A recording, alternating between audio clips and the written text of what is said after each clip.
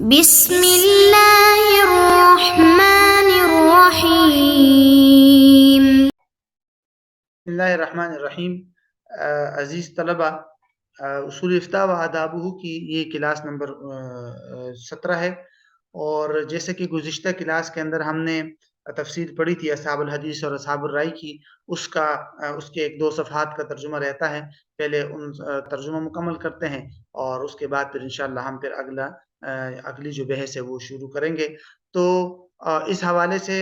جو تفصیلات اور خلاصہ تھا وہ سارا ہم نے گزشتہ نشست نمبر 16 کے اندر پڑھ لیا تھا، اور اس حوالے سے کہ اصحاب الحدیث اور اصحاب الرائے کا پس منظر کیا ہے، اس حوالے سے جو 3-4 غلط فہمیاں ہیں وہ کون سی ہے، اس غلط فہمیوں کا حل کیا ہے۔ اس میں سے جو آخری غلط فہمی تھی اس کا تذکرہ چل رہا تھا کہ کچھ حضرات یہ سمجھ رہے ہیں کہ اصحاب الرائے صرف حنفیہ کا نام ہے، حالانکہ ایسا نہیں تھا۔ اصحاب الرائے جو ہے یہ ان تمام فقہا کے لیے یہ اصطلاح استعمال ہوتی تھی جنہوں نے اپنے آپ کو فقہی احکام اور مسائل کے لیے وقف کر دیا تھا، اور ان میں سے اکثر اصحاب فقہائے مالکیہ بھی تھے، اور یہی وجہ ہے کہ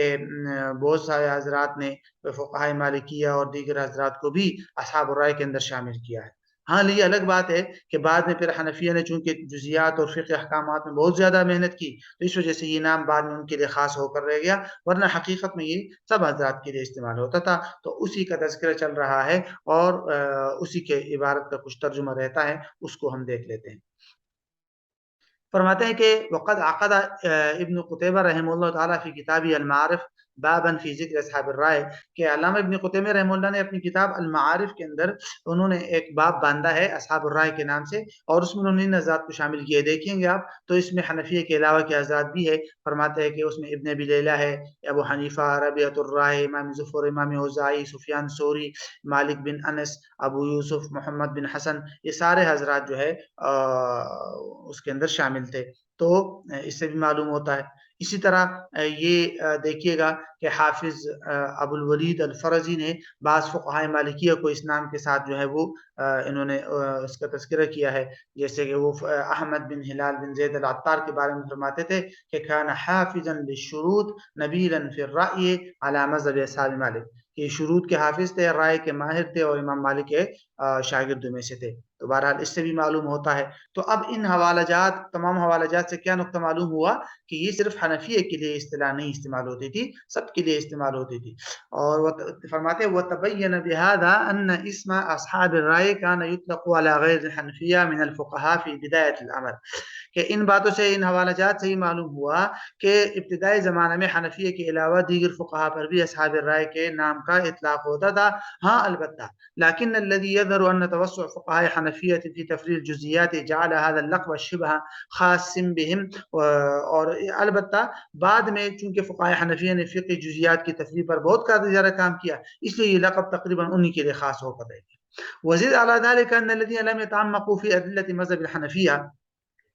مزید اس پر یہ ہوا کہ جن حضرات نے مذہب حنفیہ کے دلائل میں غور و فکر سے کام نہیں لیا، اور انہوں نے ان کے حنفیہ کے بعض مسائل کو ظاہری طور پر ان حدیث کے خلاف دیکھا جو انہیں پہنچی تھی، تو اسی طرح وہ علماء ان حدیث سے بھی آگاہ نہیں تھے جن سے حنفیہ نے استدلال کیا، تو وہ اس گمان میں پڑ گئے کہ بھئی یہ مسائل تو خالص رائے پر مبنی ہے، کہ ان هذه المسائل مبنیۃ علی الرأی المجرد، کہ بھئی تو فقط رائے پر مبنی ہے۔ اور یہ بات بعض لوگوں کی زبانی ایسی مشہور ہوئی کہ کئی مخلص محدثین کرام بھی اس غلط پروپیگنڈے سے متاثر ہوئے، اور انہوں نے اصحاب رائے کے لقب کو حنفیہ کے ساتھ خاص کر کے ایک اصطلاح بنا ڈالی، اور اسی وجہ سے حنفیہ پر تنقید کی جانے لگی۔ وَنَقَمُوا عَلَى ذَلِكَ عَلَى الْحَنَفِيَّةِ، تو یعنی حنفیہ کے لیے اصحاب الرائے کے لفظ کو بطور تنقید استعمال کیا جانے لگا، اور اس کی وجہ یہی پس منظر ہے کہ حنفیہ کی رائے میں غور و فکر نہ کرنا، حنفیہ کے وہ مسائل جو بظاہر احادیث کے خلاف نظر آتے ہیں ان میں غور و فکر نہ کرنا کہ کیوں ایسا ہے، اور بس صرف اصحاب الرائے کے لفظ کو لے لیا اور اس طرح کے مسائل کو لے لیا، اور اس پروپیگنڈے سے متاثر ہو گئے کہ بھئی حنفیہ تو فقط رائے سے کام لیتے ہیں اور احادیث اور اس سلسلے میں روایات سے کام نہیں لیتے۔ تو یہ ایک غلط پروپیگنڈا مشہور ہو گیا، اور حالانکہ حق بات کیا ہے وہ وہی ہے، جیسے میں نے آپ کو بتایا تھا کہ سلیمان بن عبد القوی طوفی حنبلی نے اپنی کتاب شرح مختصر الروضہ کے اندر جو تفصیل لکھی ہے وہ بہت اہم ہے، اس کی عبارت ذرا آپ دیکھ لیجئے کہ انہوں نے اس حوالے سے کیا لکھا ہے۔ یہ ان کی عبارت ہے، فرماتے ہیں کہ وَاعْلَمْ أَنَّ أَصْحَابَ الرَّأْيِ بِحَسْبِ الْإِضَافَةِ هُمْ كُلُّ مَنْ تَصَرَّفَ فِي الْأَحْكَامِ بِالرَّأْيِ فَيَتَنَاوَلُ جَمِيعَ الْعُلَمَاءِ الْإِسْلَامِ لأن كل واحد من المجتهدين لا يستغني في اجتهاده عن نظر ورأي ولو بتحقيق المنات وتنقيحه الذي لا نزاع في صحته. وأما بحسب العلمية فهو في عرف السلف علم على أهل العراق وهم أهل الكوفة وأبو حنيفة ومن تابعه منهم. فرماتے خوب جان لو کہ اصحاب رائے کا جو لفظ ہے یہ اپنی اضافت کے اعتبار سے تو ہر وہ شخصیت کے لیے بولا جاتا ہے جو اپنی رائے کو شریعت کے احکام کی تفریعات کو بیان کرنے میں استعمال کرتا ہے، لہٰذا یہ لقب تمام علماء اسلام کو شامل ہے، کیونکہ ام مجتہدین میں سے کوئی بھی اپنی اجتہاد میں غور و فکر اور رائے سے بے نیاز نہیں ہے، اگرچہ یہ صرف تحقیق منات اور تنقیح منات کے درجے میں ہی ہو جن کے درست ہونے میں، جس کے صحیح ہونے میں کوئی اختلاف نہیں۔ ہاں البتہ بحسب العالمیہ یہ لفظ جو علم اور نام ہونے کے اعتبار سے سلف کے ہاں عرف میں اہل عراق کا مخصوص نام ہے، اہل عراق سے مراد اہل کوفہ ہے جو اصحاب حنیفہ اور ان کے تابعین ہے۔ پھر اس کے بعد انہوں نے فرماتے ثم ذکر بعض الوجوہ التي ترک الحنفیہ بها ظاہر الحدیث، پھر انہوں نے کچھ بعض ایسی وجوہات کا تذکرہ کیا جن کی بنیاد پر حنفیہ نے ظاہر حدیث کو چھوڑا، اور پھر بعض علماء نے اسی بنا پر حنفیہ پر طعن کیا۔ تو اس حوالے سے انہوں نے کیا لکھا ہے ذرا اس کو دیکھ لیجیے۔ ثم قال، یہاں سے دیکھیے گا یہ پوری انہی کی عبارت ہے یہاں سے یہاں تک۔ ثم قال، پھر فرماتے ہیں کہ وَقَصُرَ عَلَيْهِ الطَّعْنُ مِنْ أَئِمَّةِ السَّلَفِ حَتَّى بَلَغُوا فِيهِ مَبْلَغًا وَلَا تَطِيبُ النَّفْسُ بِذِكْرِهِ۔ فرماتے ہیں اس سلسلے میں ائمہ سلف کی طرف سے بہت زیادہ نقد اور طعن ہوا، یہاں تک کہ وہ اتنی انتہا تک پہنچ گئے ہیں کہ دل ان باتوں کا تذکرہ کر کے خوش نہیں ہوتا۔ اور فرماتے ہیں کہ اللہ تعالیٰ نے امام حنیفہ کو ان باتوں سے بالکل محفوظ رکھا ہے جو ان لوگوں نے کہی ہے، اور جو ان حضرات کے بارے میں کہی ہے، جن عیوب کو